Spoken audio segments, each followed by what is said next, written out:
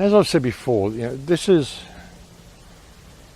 a soul test. More than anything, this is a soul test. And I believe they've done this before. Well, I would suggest they've done this before. I'm open to suggestion, but this all looks very familiar. I mean, we know history's a lie. History is a lie agreed upon, as said by Napoleon, and he would know. Sorry, folks, you know what it is. I don't need to tell you. But, I mean, we know history's a lie, but what we can glean of history, of what's, parts of history that might be true, like the concept of Toth'esis. And a lot of people say, oh, this is bullshit, it's rah, it's a distraction. I don't think it is.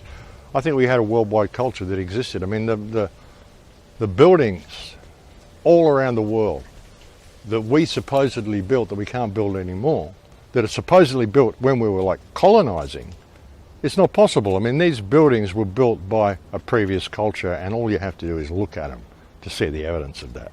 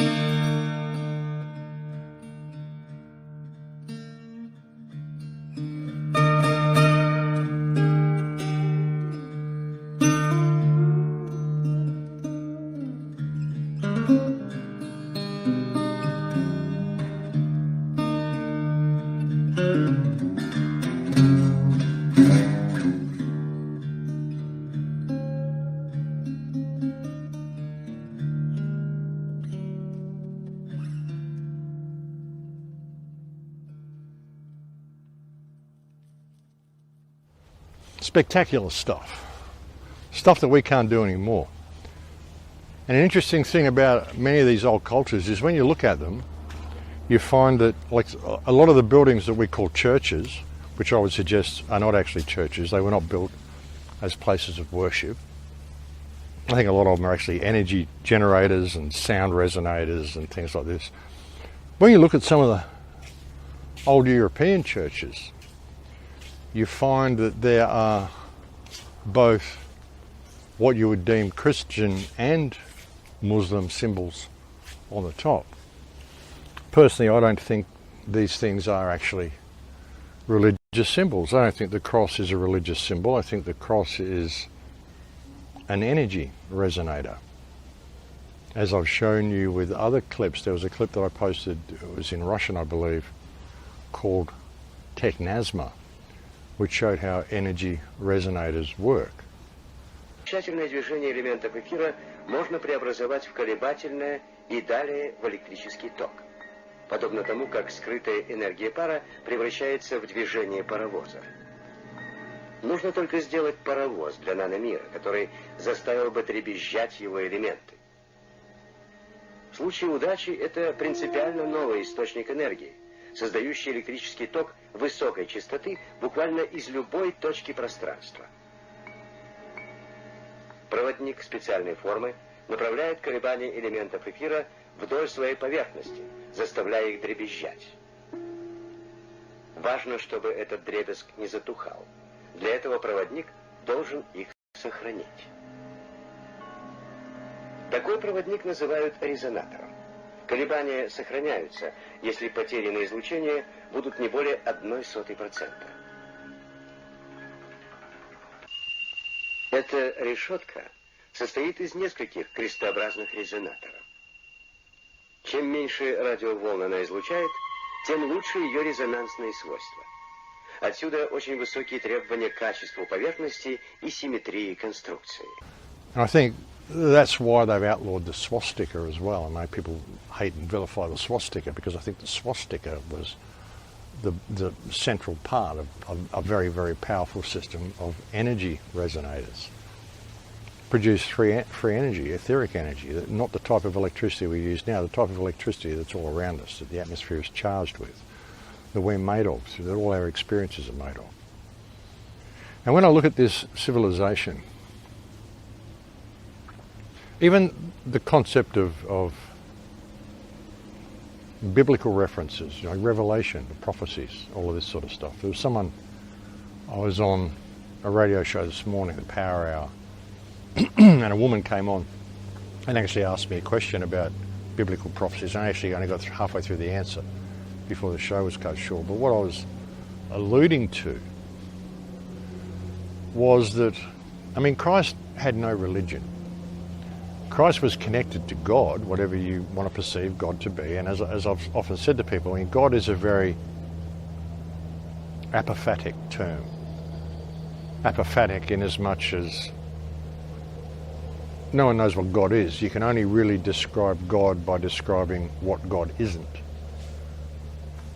So it's a very apophatic concept. Your God is whatever you perceive that to be. It takes on whatever form in your mind, and that is unique to you. Whether it's an old man in a beard sitting up in the clouds, whether it's AI, whether it's conscious matter, whatever it is. I mean, people have their different concepts of what form God takes, and it's an apophatic thing, and it's something that is unique to everybody. So, where was I going? I was going somewhere with all this. But when you think about that, and you think about the concept of Christ, like I said, he didn't have any religion.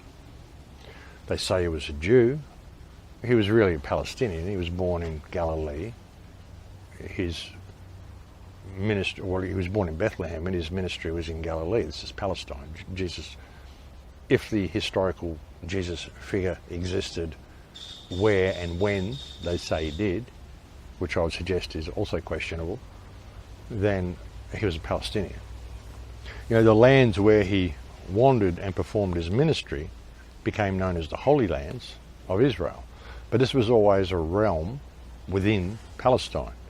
It wasn't a country of its own. It never was. But anyway, I'm getting off the track here.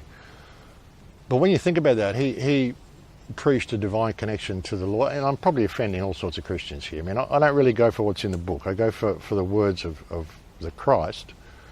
The other stuff, all the channeled stuff by other people, I mean, it's interesting. People will read all this stuff, and they'll say, oh, all this New Age stuff, all these channelers, no, that's all satanic. And yet, what they're reading in the book is channeled. And they'll say, oh no, that was channeled from God. Well, how do you know? I mean, it says it in the book. And you'll say everything's been tampered with, but not this book.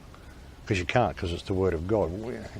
It's kind of, I don't know, it's kind of a circular argument. But anyway, if you look at Christ, he had this connection to the divine.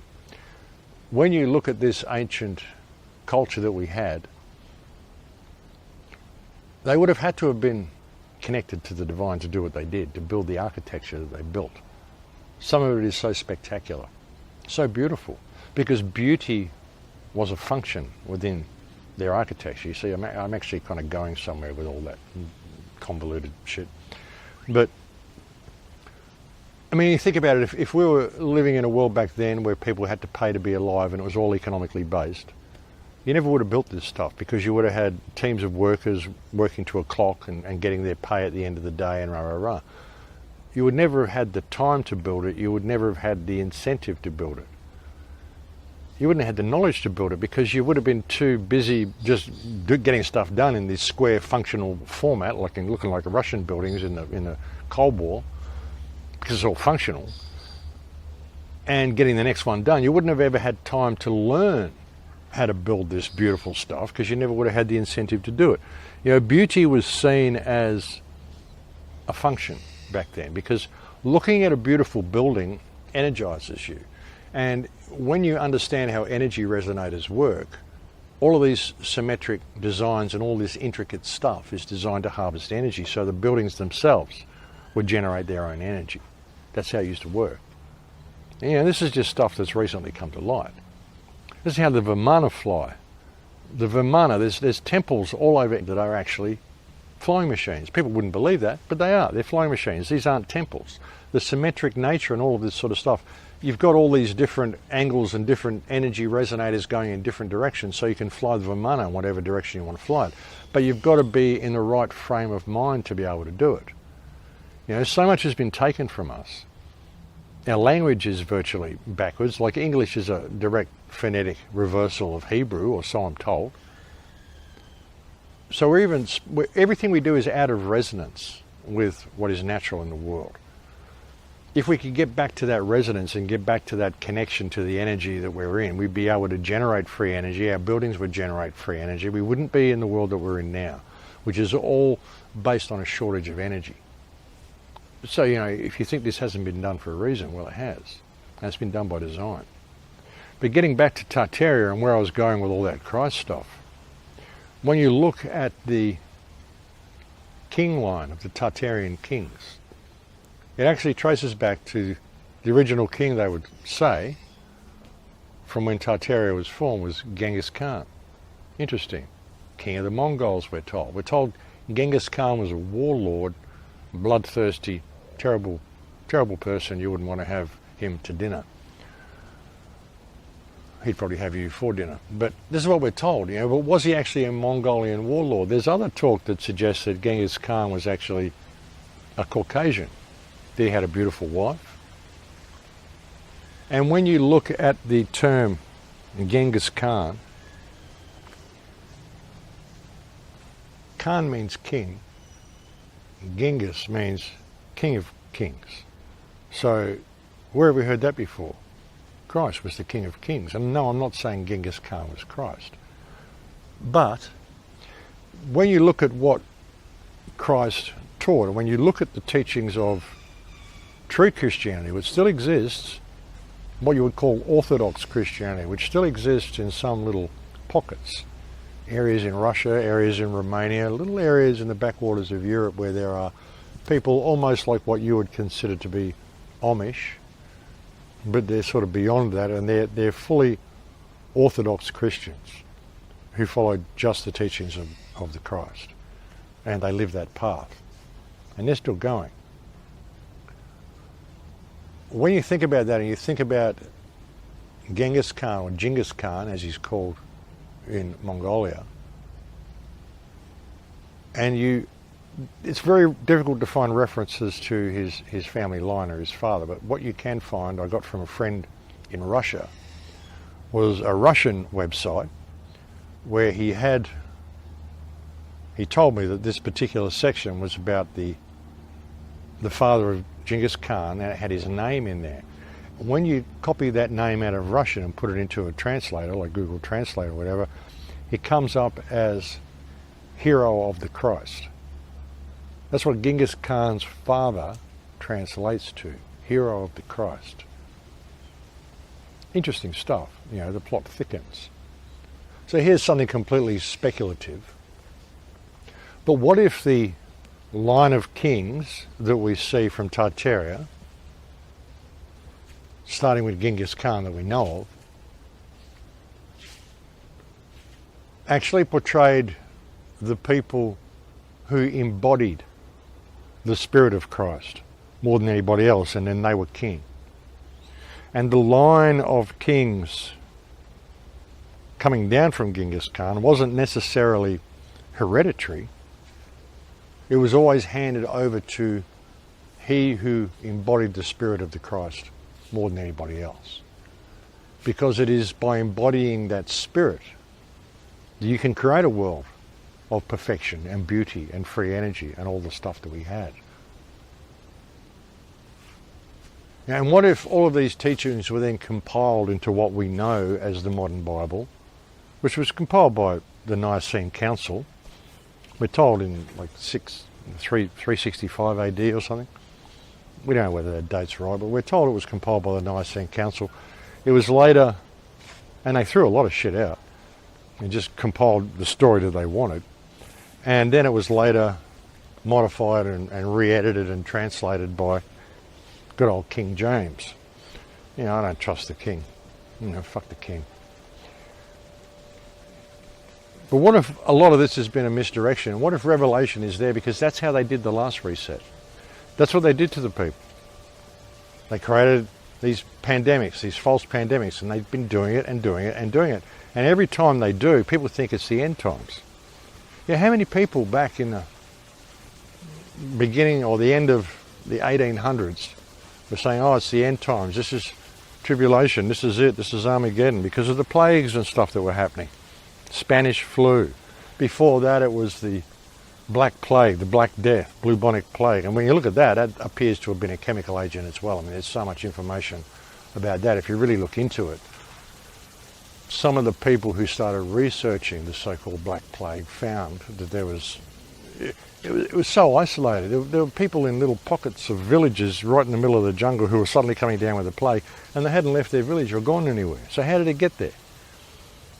Stuff like that. I mean, there's so much to indicate that that was actually, a bioweapon attack, the so-called Black Plague. So who's to say they haven't done this more and more and more?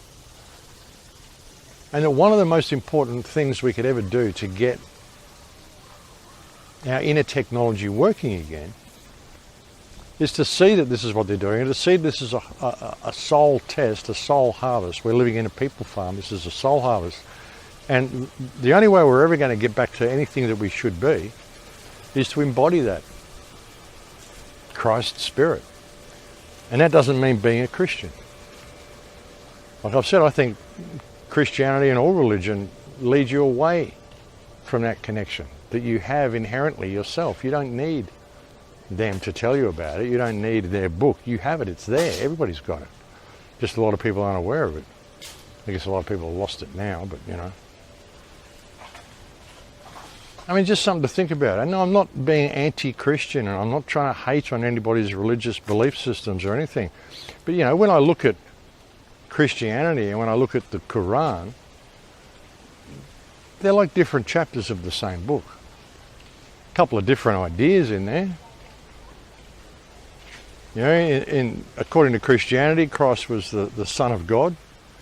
According to Islam, he was a prophet. But sure, connected to the Spirit, the same as Muhammad, the same as all of them. So, that's really the only differences, but the similarities are incredible. And you don't find these sorts of similarities in Judaism, by the way. In Judaism, they say Christ is a traitor to the Jews, and at the moment he's sitting in a vat of hot shit, boiling in a vat of hot shit in hell, and he'll be there for all eternity like he deserves.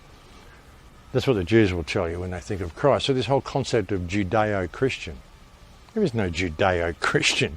The beliefs are polar opposites of each other. But anyway, I think religion in its current form was created to divide us. Divide and conquer is the motto. When the reality is that we're all connected to the divine. Everything about this reality has been designed to remove us of that connection. Just watching TV, the food they give us to eat, this education system, all connected to the left brain, no right brain thinking aloud. The flashing lights, the artificial lights that, all artificial lights have a flicker rate, all of them. This flicker rate, I mean, we're not supposed to live in artificial light. We're supposed to be operating in daylight hours and go to sleep when it gets dark. That's what we're supposed to be doing. So, when we get into, firelight and all that sort of stuff's fine, but when you get into this artificial light, this flickering, this actually shuts down your corpus callosum, which is the millions upon millions of axonal fibers that connect your right brain to your left brain. And it stops your left and right brain talking to each other, so you don't have that right brain connection. And of course, all the education system, all of it, you're designed to think in numbers, and you're designed to think in language. You're not designed to have any type of spiritual connection. This is all fairy tales, all mumbo jumbo fairy tale stuff, Pixies in the woods. We get away from the leaf blower. So this is the sort of stuff that we're taught, and all this stuff removes us of our connection. So there's been so much stuff done to us. And the only way we're ever going to get out of this, I believe, or I would suggest, is through re-establishing our connection to the divine. Realising you don't have to do any of this shit. Once you re-establish this connection, I mean, all these people in suits these police in fancy dress, they all just look like clowns to you. They all just look like clowns and puppets, brain-dead clowns and puppets. Even the police with their Freemason checkerboards around their head, why do you think they make them wear the checker band on their head, right next to their brain, folks? You think there's an significance to this? Some sort of an energy thing, controlling your thoughts through this Freemason checker band? Because all the cops are Freemasons. They might not be high-level Freemasons, but they're all Freemasons. A lot of the cops know what's going on. Some just think they're in the Freemasons and that it's a cool organisation. As I said, a lot of people do that. You've got to understand, you know, the so-called Illuminati, or whatever you want to call them, the 13 families at the top that were outlawed and chased out of Bavaria in 1776, I think it was, or 1778. I think they formed in 1776, the same year that the US Declaration of Independence was signed. I think that's the year it was signed. But the year America was formed was the same year the Illuminati was formed in Bavaria. But then they were disbanded a couple of years later because the government kind of chased them out of town. But they didn't just disband them, they went underground. They went underground and then they used their agents to infiltrate all other secret societies. So they could steer all these different secret societies. It doesn't matter who it is. It doesn't matter whether it's a Club of Rome, whether it's the Bilderbergs, whether it's Skull and Bones, whoever it is. There was someone talking about the Scarlet Table or something on an interview this morning, someone I haven't heard of. Now, but there's so many. The Order of the Rose, you know, the Masonic lodges, the Knights of Malta. I mean, there's so many of these groups. And sure, there's good and bad elements to all of them, but within all of these groups are other secret societies that the vast majority of these groups don't know about. And all of these inner secret societies are connected together and they all lead back to this original founding group from Bavaria in 1776. Maybe 1773 was when Weishaupt first spoke about it. Then it was formed in 1776 and then it had to go underground like a couple of years later. So, yeah, but all these organisations still exist. So, and they're all infiltrated by other secret societies. So that's something important to think about. But anyway, I've gone on a lot longer than I intended. I've probably offended a lot of people, and I don't mean to. I don't mean to offend any Christians. I just think, personally, that Revelation is a script. I think they do it so that people will expect it to happen, and they'll let it happen. And that's what it's for.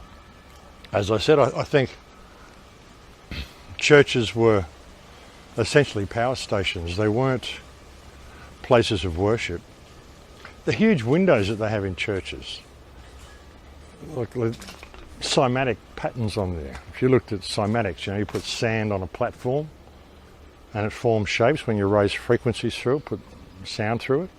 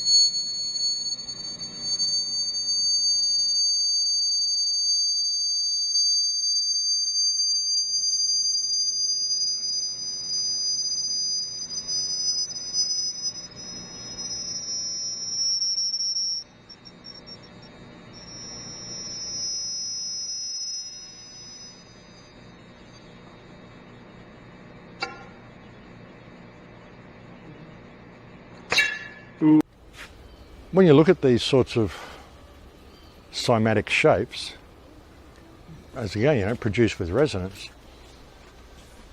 these look like church windows. All these big, huge stained glass windows that we see in churches, that's what they look like. So,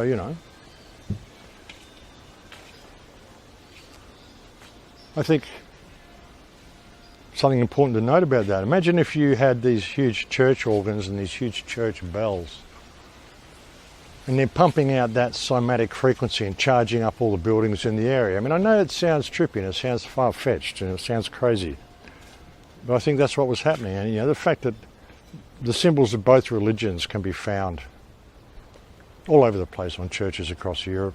I think the churches were striped as well. Generally they were these, well, not churches, but a lot of the power stations, perhaps the substations, that would be probably powered by what we would call churches. These substations were striped generally, blue and white striped or red and white striped buildings that you'll still find around the place. They've got those towers on top, little hickeys, and I would suggest that these little towers with the pillars around them, I mean a lot of them, because you can go to a lot of these places in Europe and across England, and if you can get up to those what look like bell towers, but there's no bell there, very often you won't even find a structure for a bell. Sometimes you'll find a structure for a bell at the top, but more often than not you'll find marks on the ground where there was something attached to the ground, like a stand of some sort.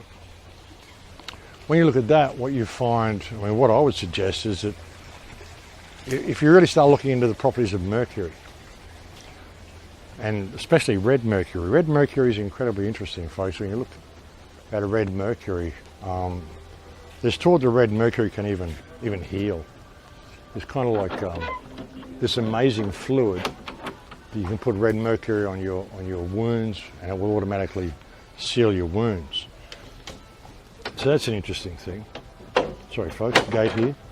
Buenas tardes. So, and I would suggest that this is one of the reasons mercury has been vilified and outlawed and banned. We're told that mercury is a dangerous substance.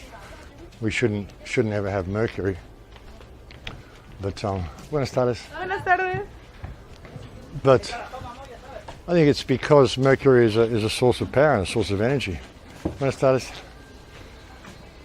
So they don't want people using it, especially red mercury. But I would suggest a lot of these buildings probably had stands in there that had some form of mercury in there that was being used to charge the building.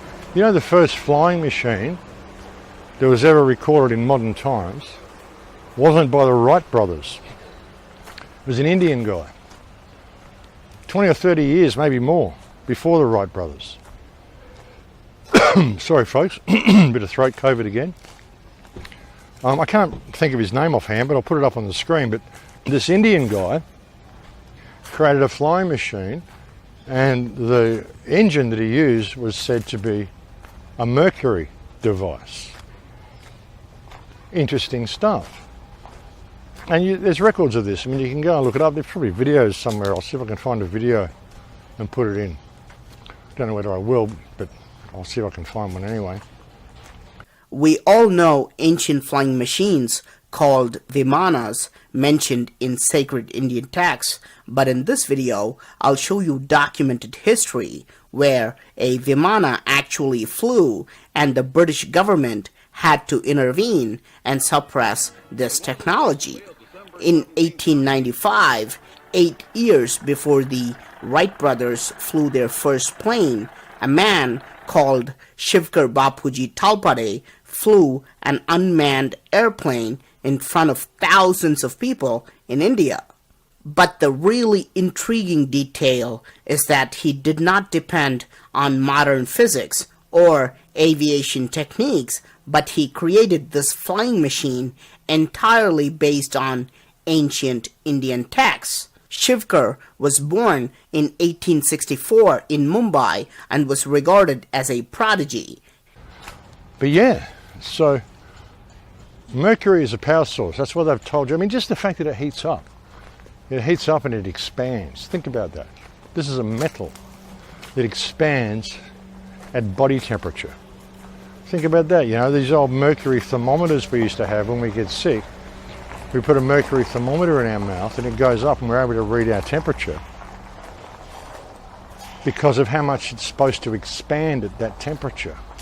So you've got a metal, a naturally occurring metal, a heavy metal, which is in liquid form.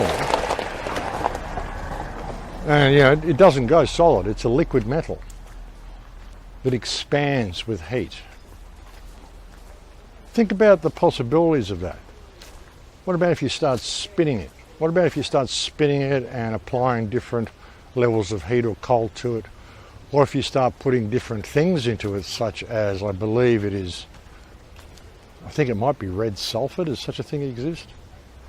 Somehow sulfur comes to mind, but apparently red mercury is a combination of mercury and some type of sulfur compound or whatever.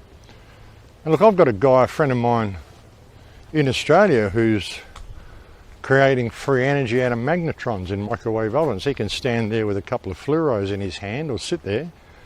And I recognise the place, it's his lounge room. And he's sitting there with a couple of fluoros in his hand and he's got this magnetron attached to this metal pipe that he's made. He's virtually able to make energy cannons, this guy. Just out of microwave magnetrons. And he's got one of those hot plates, you know those hot plates that don't get hot? They don't get hot until you put the metal on it. So you take the metal off and they go cold again. It works on frequency.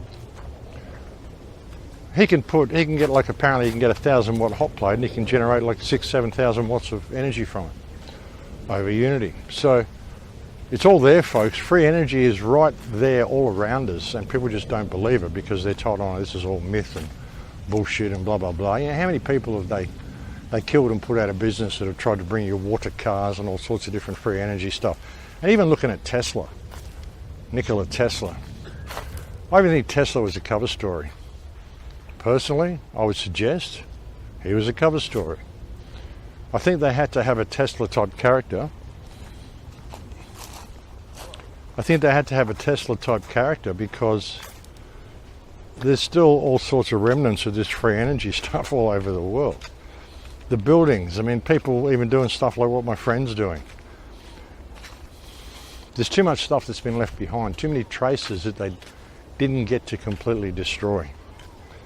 So they've got to say, oh, this is all the result of this crazy guy Tesla, who never wrote anything down and we've never figured out how he was able to do it. Personally, I think everybody was able to do it. I think it was common knowledge. Well, maybe not everybody, but I think it was pretty common knowledge how to have free energy. I think etheric energy was common knowledge. I think that's why they built the buildings the way they did. That's why they did everything the way they did.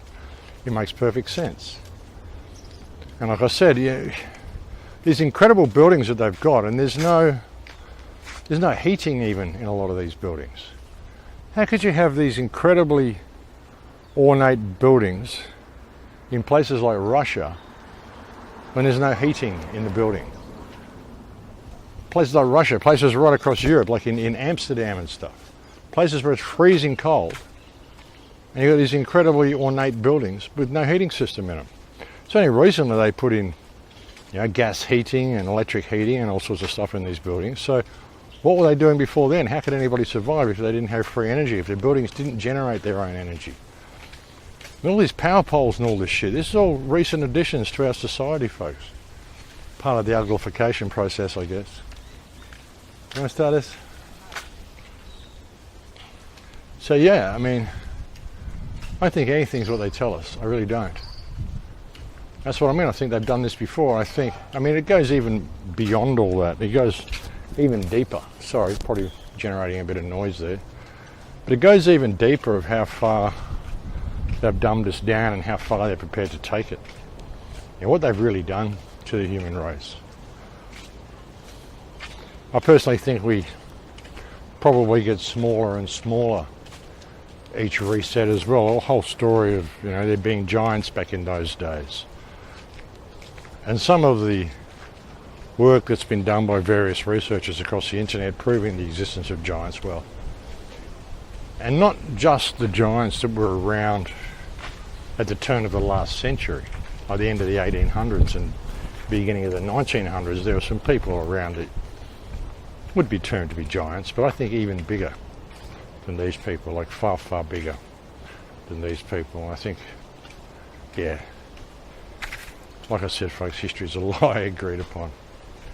But anyway, I'll leave it there for now. I was going to finish ages ago. Again, I keep doing that. Sorry about that. But I know that some people expect it now because I do it so often. I don't mean to, but it's just the way it happens. I go off on these tangents. But like I said, not a real lot of news to bring you today, just sort of putting up a show of solidarity to the truck drivers. Actually, any of the truck drivers from the convoy in Australia would like to get in touch with me. Perhaps I could interview one of you and you could tell me what's going on. Perhaps Rod Cullerton as well. If you're listening, perhaps you could send me an email and I might have you on to talk about what's going on with these common law rulings and what's to be expected from all this, if anything will come of it, you know. Because I have to wonder. Because at the end of the day, these people don't give a shit about law. They don't give a shit about common law. They don't give a shit about any law. All they give a shit about is that you do what you're told and that we've got all the guns. That's their attitude. So as much as I want to respect common law, the best thing I can see coming from it is that it's a seeding operation in the minds of the people. Because once people who do believe in law and the rule of law and believe in common law, once they see that all this stuff's filed and they've been handed papers and everything's been put in place and they've accepted it and they've been given a deadline, they didn't do anything. Nothing changed. So perhaps then these people will see that it's all a charade. Anything to do with government is a charade. Even them telling you you need common law, there's only really natural law. For every action there will be a consequence to that action, whether it's a good consequence or a bad consequence, but there will be a consequence for every action. And the consequence to the actions of the politicians is that the people of the world are fucking pissed off.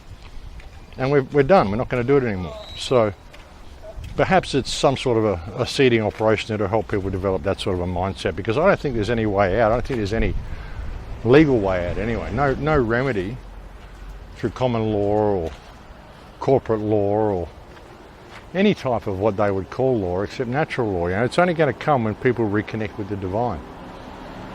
You realise you're living in a people farm, folks. That might be a good start. Bit of traffic here today, folks.